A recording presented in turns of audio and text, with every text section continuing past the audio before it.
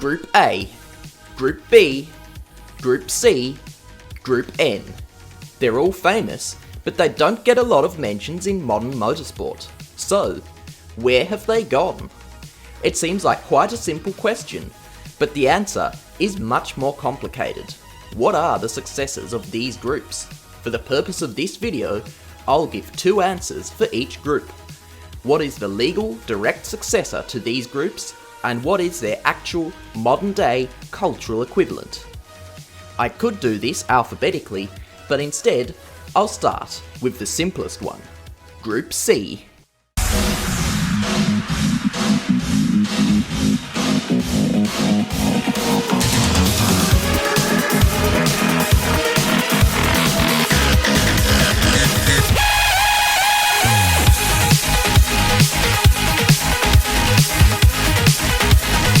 And by simple, I mean the logic of what the modern Group C successor is simple.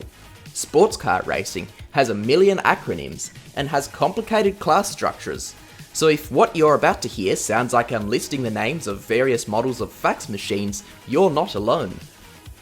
Group C officially ended in 1994, but its death started earlier than that. When FIA implemented the rule that Group C cars must use 3.5 litre naturally aspirated engines in line with the Formula 1 regulations at the time, budgets very quickly spiralled out of control. Privateers left, and the result was the World Sports Car Championship's demise. But what about the Group C rule set? Well, for 1994, a new temporary rule set called the World Sports Car came into effect. The new classes at Le Mans were LMWSC, LMP2, LMGT1 and LMGT2. The majority of these were Group C cars with the roof removed, and the LMWSC rules were very similar to the old pre-3.5 litre Group C regulations. However, a company called Dower entered an old Porsche 962 as a GT car in the GT1 class thanks to some trickery they found in the rules, and consequently they won the race with a nearly unmodified Group C car. In 1996, the new rule set replacing LMWSC came into effect, and they were called LMP1 and LMP2. Again, very similar to the World Sports Car rule set that preceded it. In 1996, it would be an LMP1 car that would win the 24 Hours of Le Mans. The TWR Porsche WSC 95. This car was in fact a combination of two Group C cars. It was the carbon fibre monocoque chassis of a Jaguar XJR 14 and the mechanical components of a Porsche 962. LMP1 was very much the direct successor to Group C, so much so that a Group C Frankenstein car was the first LMP1 car to win Le Mans. LMP1 would eventually become two separate classes, LMP 900 and LMP 675, with a number corresponding to the minimum weight requirement. These were then re-merged in 2006, along with another class called LMGTP, which was an evolution of the old LMGT1 class. That only ever saw one car in the 2000s, the Bentley Speed 8, meaning the class was practically irrelevant and had rules that were basically the same as LMP1, except they had closed cockpits. LMP2 was also reintroduced as a lower performance class below LMP1 at the same time that LMP 900, 675 and LMGTP were merged. LMP1's second iteration would continue as Group C's successor until its own demise in 2020. LMP1 would be replaced by the Le Mans Hypercar rule set, or as I call it, glorified LMP2. Yes, the racing is exciting, but surely we need to find a way to eventually phase out BOP now we've got all these manufacturers in. So long as we keep the cost cap in place, that is. But anyway, Le Mans Hypercar can very easily draw a direct line of succession to Group C, both in terms of its cultural place in modern motorsport and as the legal direct successor to Group C. So, that's the first group sorted. Now for the next group. This one will be a surprise, but what's not a surprise is a very important YouTube feature that you should try. Take the video out of full screen for a second. Now, subscribe to the channel. Pretty cool. Anyway, back to the video.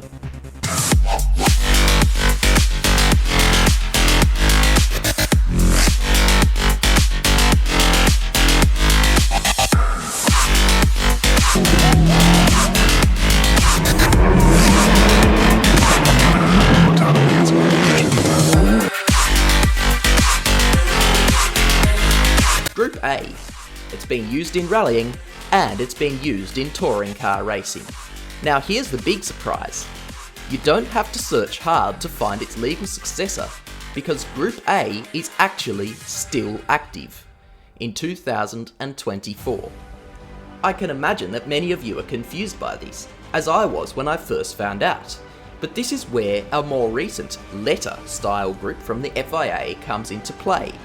That group is called Group R. Group R is currently being replaced by the FIA's Rally Pyramid, which uses all the same regulations as Group R from Rally 2 or R5 downwards. But it's one little quirk in the rules that makes Group R relevant here. That is, that all Group R cars have to be homologated through Group A. That means all Group R cars are Group A cars, but not all Group A cars are Group R cars. That means cars such as the Skoda Fabia Rally 2 and Ford Fiesta Rally 2 are Group A cars. So there's no need to find a legal successor since the group is still active. But what about its cultural successor? What fills the space in motorsports culture that was once occupied by Group A? For this, it's important to split Group A into two components: Group A rally cars and Group A touring cars. Group A rally cars were intended originally to be the second tier of the championship, below Group B, until the banning of Group B in 1986. That makes Group R a worthy cultural successor too. But what about the cultural successor to Group A touring cars? This might be a bit controversial, but I'm going to say GT3. Now, GT3 is Grand Tourers, not touring cars. So why do I call it the cultural successor to the old Group A touring cars? Simple, because both of these were absolutely everywhere in their day. DTM in 1990, a Group A series. Australian Touring Car Championship, Group A. World Touring Car Championship, Group A. In late 80s and early 90s motorsports, everything the sun touched was a Group A touring car. You can guarantee that if sim racing were around in the late 1980s and early 1990s, that every racing simulator would have plenty of Group A cars available, and every pro sim race would be another Group A race. The same way GT3 is absolutely everywhere today. WEC, DTM, SRO, Super GT's GT300 class. Wherever you look, GT3 is present. The FIA would replace their own houses, families and pets with GT3 cars if they were allowed to, and I can understand why.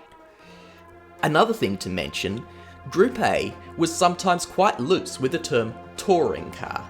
The Jaguar XJS was a two-door coupe powered by a V12 engine, which to me seems more like a GT car than a touring car. In fact, almost every successful Group A touring car was a coupe. The Holden Commodore and Mercedes 190E Cosworth were the exceptions, not the rules. Then there's the GT3 cars that seem more like touring cars. The Lexus RCF is a prime example. The V8 Camry may only have two doors, making it by all means a coupe, but everything else about its appearance says it's on the way to the shops. So that's Group A covered. It doesn't have a legal direct successor as it's still active to this day, but Group A touring cars have their cultural successor in the form of GT3. Before Group B, I should also mention one of the less famous groups of this era that deserves more attention than it gets. That group is Group N. Group N is for standard production cars with limited modifications. It didn't see much use in racing, but it did see plenty of use in rallying. In terms of its legal direct successor, Group N does form part of the homologation requirements for other motorsport classes, so like Group A, it's still an active group. However, in terms of its cultural successor, I'd say various national championships production car regulations from around the world, one example of which is Motorsport Australia's production rally car and Group 3E regulations, which are used in rallying and racing respectively. There are also plenty of production car regulations around the world, but what is missing is an international, unified production car rule set which would allow a production car competing at the Nürburgring 24 to compete at the Bathurst 6 Hour as well. Now for the one you've all been waiting for, and this is a complicated one. Group B.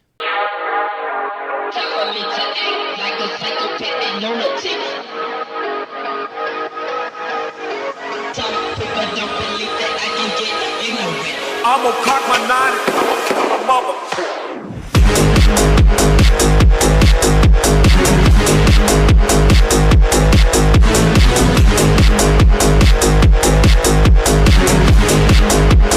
I'm gonna cock my 9.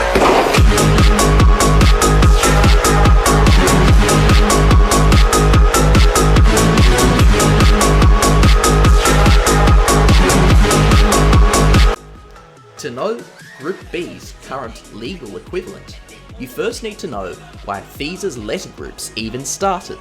The predecessor to the letter groups was numbered groups. Much like the system that started in the 1980s, its predecessor had classes for touring cars, grand tourers, and prototypes. In fact, F1 even had its own group number. It was classified as a class within Group 7, Article 274. International Formula Number 1. The numbered group that Group B was intended to replace was known as Group 5. Group 5, however, was not used in rallying. Group 5 was a circuit racing class for silhouette cars. The intention of Group B was to replace Group 5 cars with safer, cheaper, more regulated cars. That's right. Group B was introduced for safety and cost-cutting reasons, but WRC decided to also adopt the Group B regulations. It's rallying that Group B is famous for, but what it was initially intended for was Grand Tourers. That means, to find Group B's legal direct successor, we have to look back to the 24 Hours of Le Mans again, and the World Sports Car Championship. Group B circuit racing did exist, but it wasn't very popular. 1983's 24 Hours of Le Mans saw the most Group B cars of any Le Mans 24, with only 8 of them starting the race. When Group B was banned at the end of 1986, GT cars disappeared from Le Mans altogether, with prototypes now making up the entire grid. Le Mans would stay this way until 1993, when a temporary class called Category 4, whilst the FIA were working on new GT rules, would appear. 1994 would see the result of FIA's work. 2 new classes were added to Le Mans, GT1 and GT2. These classes still retain Group in the name, although Group GT1 and Group GT2 are almost never said. In fact, even the current GT3 class has the official name of Group GT3. Given the fact that Group B was the sole GT class previously, GT1 and GT2 can be seen as successors of the previous Group B class, as a fork in the road. The GT1 class would unintentionally become the top class, with the rules open enough to allow cars that were faster than the LMP1 cars that were intended to be the top class. In reality, GT1 cars were really just prototypes by 1996. GT2, on the other hand, was much closer to what the FIA wanted as a successor to Group B. With the eventual banning of GT1, GT2 would become the top class in GT endurance racing. GT2 would be renamed to LMGTS, with a second-tier LMGT class introduced as a second tier of GT car at Le Mans. These classes would again be renamed to GT1 and GT2 for simplicity, until 2010, when the GT1 class ceased due to lack of manufacturers. GT2 then became the top GT class and would be renamed to GTE, short for GT Endurance. GTE, however, would see the same fate as the second iteration of GT1. A lack of manufacturers saw it dropped in favour of GT3. So that means the modern, legal direct successor of Group B is in fact GT3. It seems that in the current motorsport landscape, all roads lead to GT3. What's far less complicated and convoluted than that mess of GT classes is what the cultural successor of Group B is. Group B is famous for its silhouette rally cars with crazy high power outputs and incredible performance for its day. You know what else has silhouette rally cars with incredible performance for their day and insane power outputs? That's right, Rally 1. Rally 1 is the obvious successor to Group B. It just makes perfect sense, and I really doubt anyone in the comments will even argue that it's not. So that's where the FIA's groups went. Group A is still active, but its cultural successor is Group GT3. Group B's legal successor is GT3, whilst its cultural successor is Rally 1. Group C, on the other hand, has Le Mans hypercars as both its cultural and legal direct successor, whilst Group N is still active, but has various national production car series as its cultural successor.